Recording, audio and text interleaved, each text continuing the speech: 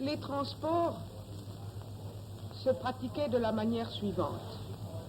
Au début, quand nous sommes arrivés, quand un convoi de juifs arrivait, on sélectionnait d'abord les vieillards, les vieilles femmes, les mères et les enfants qu'on faisait monter en camion, ainsi que les malades ou ceux qui paraissaient de constitution faible. On ne prenait que les jeunes femmes et jeunes filles et les jeunes gens qu'on envoyait au camp des hommes. Il arrivait en général sur un transport de 1000 à 1500, il en entrait rarement plus de 250 et c'est tout à fait un maximum dans le camp. Le reste était directement dirigé au gaz. À cette sélection également, on choisissait les femmes en bonne santé entre 20 et 30 ans qu'on envoyait au bloc des expériences. Et les jeunes filles et les femmes un peu plus âgées, ou celles qui n'avaient pas été choisies dans ce but, étaient envoyées au camp où elles étaient, comme nous, rasées et tatouées. Il y a eu également, pendant le printemps 44, un bloc de jumeaux. C'était la période où sont arrivés d'immenses transports de juifs hongrois, 700 000 environ. Le docteur Mengele, qui faisait des expériences, gardait de tous les transports les enfants jumeaux et en général les jumeaux, quel que soit leur âge, pourvu qu'ils soient là tous les deux.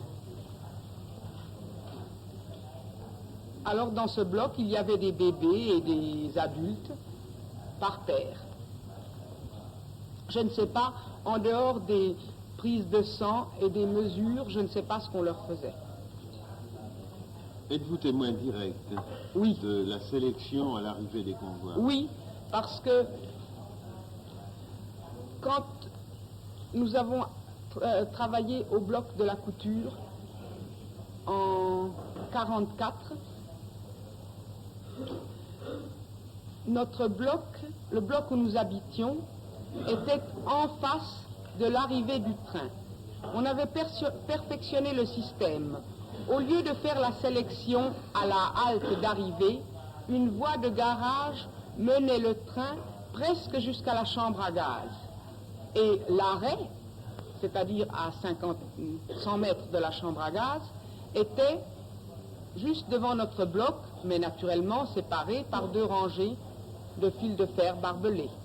Nous voyions donc les wagons déplombés, les soldats sortir, les hommes, les femmes et les enfants des wagons, et on assistait aux scènes déchirantes des vieux couples se séparant, des mères étant obligées d'abandonner leurs jeunes filles puisqu'elles entraient dans le camp, tandis que les mères et les enfants étaient dirigés vers la chambre à gaz.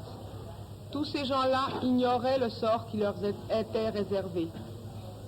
Ils étaient seulement désemparés parce qu'on les séparait les uns des autres, mais ils ignoraient qu'ils allaient à la mort. Pour rendre l'accueil plus agréable, à cette époque, c'est-à-dire en juin-juillet 1944, un orchestre composé de détenues, toutes jeunes et jolies, habillées de petites blouses blanches et de jupes bleu marine, jouait pendant la sélection, à l'arrivée des trains, des airs gais comme La Veuve Joyeuse, La Barcarolle des Comtes d'Hoffmann, etc. Alors on leur disait que c'était un camp de travail et donc presque impossible de se laver ou de laver son linge. Nous sommes restés pendant plus de 3 mois sans jamais changer de linge. Quand il y avait de la neige, nous en faisions fondre pour pouvoir nous laver. Plus tard, au printemps, quand nous allions au travail, dans la même flaque d'eau, sur le bord de la route, nous buvions, nous lavions notre chemise ou notre culotte, nous nous lavions les mains à tour de rôle dans cette eau polluée. Les compagnes mouraient de soif, car on ne distribuait que 2 fois par jour un demi-quart de tisane.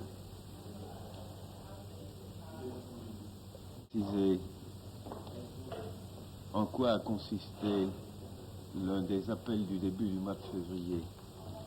Il y a eu le 5 février ce qu'on appelait un appel général. De quelle année? 1943. À 3h30, tout le camp a été... Le matin? Oui. Le matin. Tout le camp a été réveillé et envoyé dans la plaine, alors que d'habitude, l'appel se faisait à 3h30, mais à l'intérieur du camp. Nous sommes restés dans cette plaine devant le camp jusqu'à 5h du soir, sous la neige, sans recevoir de nourriture. Puis, lorsque le signal a été donné, nous devions passer la porte une à une et on donnait un coup de gourdin dans le dos à chaque détenue en passant pour la faire courir. Celles qui ne pouvaient pas courir, soit parce qu'elles étaient trop vieilles ou trop malades, étaient happées par un crochet et conduites au bloc 25, le bloc d'attente pour les gaz. Ce jour-là, 10 Françaises de notre transport ont été happées ainsi et conduites au bloc 25. Lorsque toutes les détenues furent rentrées dans le camp, une colonne dont je faisais partie a été formée pour aller relever dans la plaine les mortes qui jonchaient le sol comme sur un champ de bataille. Nous avons transporté dans la cour du bloc 25 les mortes et les mourantes sans faire de distinction. Elles sont restées entassées ainsi. Ce bloc 25, qui était l'antichambre de la chambre à gaz, si l'on peut dire, je le connais bien, car à cette époque, nous avions été transférés au bloc 26 et nos fenêtres donnaient sur la cour du 25. On voyait les tas de cadavres empilés dans la cour et de temps en temps, une main ou une tête bougeait parmi ces cadavres, essayant de se dégager.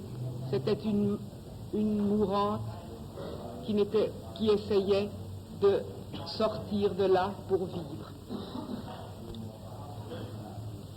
La mortalité dans ce bloc était encore plus effroyable qu'ailleurs, car, comme c'étaient des condamnés à mort, on ne leur donnait à manger et à boire que s'il restait des bidons à la cuisine, c'est-à-dire que souvent elles restaient plusieurs jours sans une goutte d'eau.